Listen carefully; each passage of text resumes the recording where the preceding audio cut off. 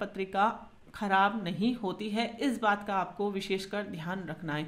बस हम यह जान पाएं कि हमारे जीवन में ईश्वर ने जो हमें दिया है वह कहाँ पर स्थित है, वह आपको एक अच्छा ज्योतिषी। नमस्कार दोस्तों, मैं सीमा डेवन मेरे इस YouTube चैनल में आपका बहुत बहुत स्वागत करती हूँ। कितना अच्छा हो कि हमें पता चल जाए कि हमारे इनकम सोर्स कहाँ पर स्थित है, अर्थात हम कहाँ से धन की प्राप्ति कर सकते हैं। हमारी जो जन्म कुंडली होती है, जो जन्म पत्रिका होती है, जिसे हॉरोस्कोप कहते हैं, जब आपका जन्म हुआ है, जिस समय ग्रह नक्षत्रों की स्थिति थी, उसके अनुसार हमें सेकंड हाउस की स्थिति को अपने जीवन में देखना है। सेकंड हाउस हमारे जीवन में धन प्राप्ति अर्थात धन भाव उसे कहते हैं।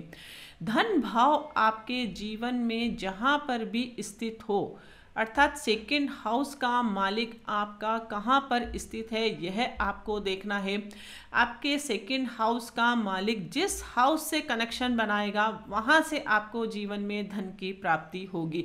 वहाँ पर यदि आप मेहनत करते हैं, आप प्रयास करते हैं, तो उस क्षेत्र में आप बहुत अधिक अच्छा धन की प्राप्ति कर सकते हैं अपनी लाइफ में। मल्टीपल सोर्सेस की इनकम भी आप कर सकते हैं यदि आप अपनी पूरी जन्म कुंडली को देखकर यह जान पाएं कि आपके इनकम के सोर्स कहां पर है। क्योंकि हर जातक की कुंडली में सेकंड हाउस होता है, सेकंड हाउस में ग्रह की स्थिति होती है, सेकंड हाउस का मालिक की स्थिति क्या है, सब कुछ डिपेंड करता है आपके जीवन में आप कितना धन कमा पाएंगे, आपके पास कितनी चल अचल संपत्ति होगी, अर्थात आप प्रॉपर्टी के मालिक होंगे, आपके पास कैश अधिक होगा या आपके पास बैंक बैलेंस अधिक होगा। सब कुछ हम सेकंड हाउस की स्थिति को देखकर जान सकते हैं। दोस्तों, इस वीडियो के माध्यम से मैं आपको यह समझाने का प्रयास करूंगी कि आप अपने जीवन में धन की प्राप्ति कहां से कर सकते हैं। दोस्तों, यदि आपके धन भाव का स्वामी प्रथम हाउस में स्थित हो तो क्या स्थिति बनती है, और मैं आपको वीडियो के एंड में कुछ ऐसे उपाय भी बताऊंगी। यदि आपके धन भाव का मालिक अच्छा नहीं है तो उसे हम कैसे स्ट्रॉन्ग करें, क्या उपाय हम ऐसे करें ताकि हमारे जीवन में कभी भी धन की कमी नहीं हो। क्योंकि हम भली बातें जानते हैं, आर्थिक स्थिति यदि कमज़ोर होती है तो बहुत सारी प्रॉब्लम हमारे जीवन में क्रिएट होती है। इसलिए यदि आपकी जीवन में आर्थिक स्थिति आपकी मजबूत है, धन आपके जीवन में अच्छा है, तो आपकी बहुत सारी प्रॉब्लम ऑटोमेटिक सॉल्व होते हैं। पारिवारिक जीवन भी हमारा अच्छा होता है यदि हमारी आर्थिक स्थिति मजबूत है। अब सब कुछ आपके हाथ में ही है, सब कुछ आपके ऊपर डिपेंड करता है कि आप अपनी जन्म कुंडली के अनुसार ऐसा क्या करें ताकि आप अपने जीवन में कभी भी आर्थिक समस्या का सामना आपको नहीं कर पाए। क्योंकि जो हमारी जन्म कुंडली होती है वह हमारे पूरे जीवन का सार होता है।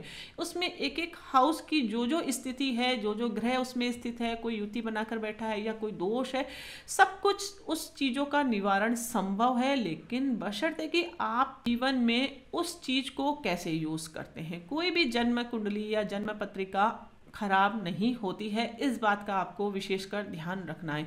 बस हम यह जान पाएं कि हमारे जीवन में ईश्वर ने जो हमें दिया है वह कहाँ पर स्थित है, वह आपको एक अच्छा ज्योतिषी बता सकता है। यदि आप जन्म पत्रिका विश्लेषण करना सीख रहे हैं तो यह टॉपिक आपके लिए बहुत अधिक इम्पोर्टेंट सिद्ध हो सकता है, तो इसे बिल्कुल भी मिस नहीं करिए। चलिए शुरू करते हैं दोस्तों वीडियो। यह हमारा सेकंड हाउस होता है। सेकंड हाउस का मालिक यदि आपके प्रथम हाउस में स्थित हो, अर्थात यहाँ का जो मालिक है वो यहाँ पर स्थित हो जाए, तो आपके धन प्राप्ति के क्या सोर्स हो सकते हैं, आप कहाँ से धन की प्राप्ति कर सकते हैं। सबसे बड़ी चीज़ है यह हमारा लग्न है। हम भली बातें जानते हैं, जब तक आप कोई चीज़ को समझेंगे नहीं तब तक आप उसको फॉलो नहीं कर पाएंगे। तो यह हमारा लग्न है। लग्न भाव में यदि धन भाव स्थित हो जाए तो एक अच्छी स्थिति है।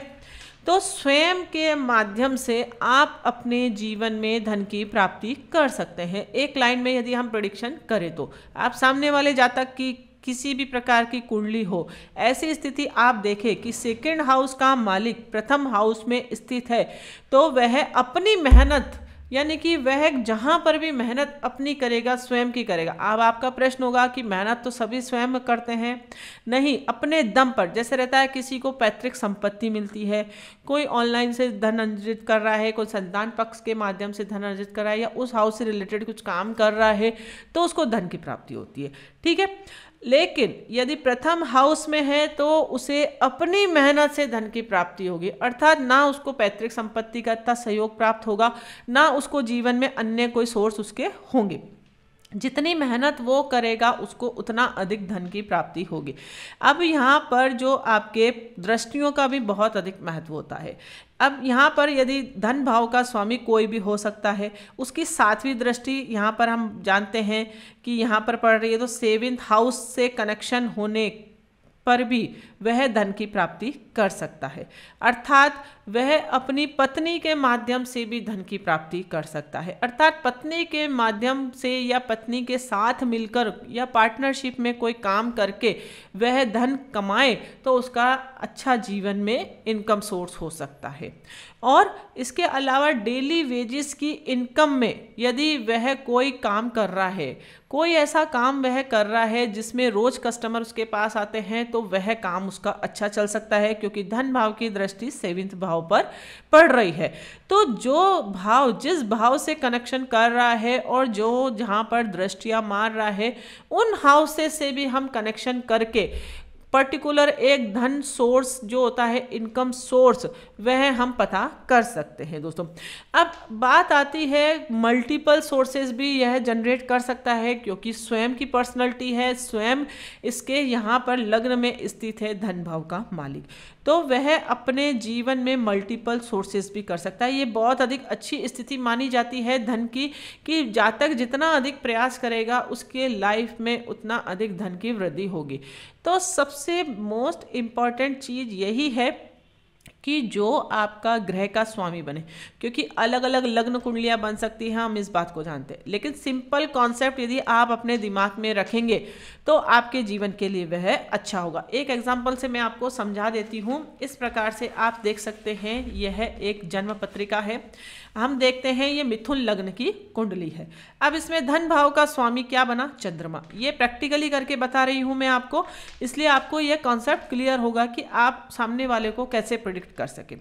तो धन भाव का स्वामी क्या हुआ? चंद्रमा इसके लग्न में स्थित हो गया। चंद्रमा कहाँ पर देख रहा है? यहाँ पर। लेकिन इस भाव को कौन कौन से भाव देख रहे हैं वह भी बहुत अधिक इंपॉर्टेंट है। तो फाइनल प्रिडिक्शन होता है जब हम 12th हाउसेस की स्टडी कर लेंगे ना, उसके बाद आप फाइनल प्रिडिक्शन निकाल सकते हैं। इसलिए स्टेप बाय स्टेप आप हर चीज़ को समझेंगे, तब आपके लाइफ में, आपके जीवन में हर चीज़ संभव हो पाएगी। तो अभी मैं आपको बिल्कुल कंफ्यूज नहीं करना चाहती हूँ, इसलिए मैं हर हाउसेस के बारे में वीडियो बनाऊंगी। हर हाउसेस के बारे में आपको पूरी जानकारी देकर जब फाइनल 12th हाउस हमारे कंप्लीट हो जाएंगे तब हम फाइनल प्रिडिक्शन करना सीखेंगे। लेकिन अभी क्या करना है, आपको एक सिंपल कॉन्सेप्ट समझना है, क्योंकि हम धीरे धीरे ज्योतिष को समझेंगे तभी आपके दिमाग में वह फिट होगी। एकदम से सब चीज़ें मैं यहाँ पर समझाऊंगी तो आप खुद कंफ्यूज हो जाएंगे। सिर्फ आपको यहाँ ध्यान देना है कि धन भाव का स्वामी कहाँ पर कनेक्ट हो रहा है, उसके क्या क्या इनकम सोर्सेस हो सकते हैं, आपके दिमाग में वह चीज़ फिट होनी चाहिए। उसके बाद जब हाई लेवल का हम जब प्रिडिक्शन करते हैं तो वह हाउसेस यानी कि जो धन भाव का मालिक है वह कौन कौन से और ग्रह भी स्थित हो सकते हैं, क्योंकि हो सकता है यहाँ पर चंद्रमा के साथ मंगल भी स्थित हो, शनि भी स्थित हो, कोई सा भी ग्रह स्थित हो सकता है। हम जानते हैं कि एक से अधिक ग्रहों की युति होती है। कहाँ पर वह देख रहे हैं दृष्टि संबंध, तो वह फाइनल प्रिडिक्शन कब निकलेगा? जब हम सारे 12th हाउसेस की स्टडी कर लेंगे। आज हम फोकस कर रहे हैं फर्स्ट हाउस के बारे में, तो यहाँ पर आपको कंफ्यूज नहीं होना है। सिर्फ आपके दिमाग में यह रखना है कि जब सेकेंड हाउस का मालिक फर्स्ट हाउस से कनेक्शन करता है तो वह अपनी मेहनत से धन को अर्जित करेगा। अब बात आती है कि उसका बैंक बैलेंस कितना होगा। बैंक बैलेंस की बात करें तो बैंक बैलेंस कम होगा। कम क्यों, मैं क्यों बोल रही हूँ? क्योंकि सेकेंड हाउस को यदि हम लग्न बनाते हैं तो प्रथम हाउस हमारा 12वां हाउस बनता है, जो कि सेकेंड हाउस का व्यय करेगा। इसलिए बैंक बैलेंस के लिए अच्छा नहीं है, लेकिन उसके इनकम सोर्स अच्छे रहेंगे। उसके लिए हम कहते हैं लिक्विड मनी उसके पास अधिक रहेगा। बैंक की सेविंग वह कम कर पाएगा, लेकिन उसके पास कैश अच्छा रहेगा। अब बात आती है उपाय की कि हम ऐसा क्या उपाय करें ताकि हम सेकेंड हाउस को मजबूत कर सके। तो सेकेंड हाउस को मजबूत करने के लिए सबसे पहला उपाय है कि वह जातक, जिस भी जातक की कुंडली में यह स्थिति बन रही है कि सेकेंड हाउस का मालिक प्रथम हाउस में स्थित है, तो वह अपनी पर्सनालिटी को जितना अधिक डेवलप करेगा, जितना अधिक अपना ध्यान रखेगा, हेल्थ कॉन्शियस वह रहेगा, उतना अधिक उसके जीवन में धन आगमन के स्रोत खुलेंगे। ऑटोमेटिक ये काम होगा। जितना अपने आप को तन से और मन से स्वस्थ रखेगा, मन का मतलब है कभी भी किसी के प्रति घृणा नहीं करना, कभी भी अनैतिक तरीके से धन अर्जित करने की कोशिश नहीं करना, उसका ये सिद्धांत होना चाहिए। जितना अधिक वह मॉरलिटी को फॉलो करेगा, जितना अधिक वह नैतिक रहेगा, उसकी लाइफ में धन की आगमन के स्रोत अच्छे खुलेंगे। ईश्वर ने उसको ये संकेत दिया है कि आपको धन अपनी मेहनत से कमाना है, प्लस अपने आप को अच्छा करके धन उसको वह कमा सकता है। मल्टीपल सोर्सेस हो सकते हैं। फिर आगे जब हम स्टडी करेंगे भाई 10th हाउस भी उससे साथ जुड़ सकता है, 11th हाउस भी जुड़ सकता है। कोई भी कॉम्बिनेशन जब होता है तो फाइनल प्रेडिक्शन निकल कर आता है। अब धन भाव का स्वामी, सेकेंड हाउस का मालिक कोई भी ग्रह हो सकता है, अलग अलग 12 लग्न की कुंडलियां होगी। यदि वह नीच, उपाय के लिए मैंने बता ही दिया है उसको।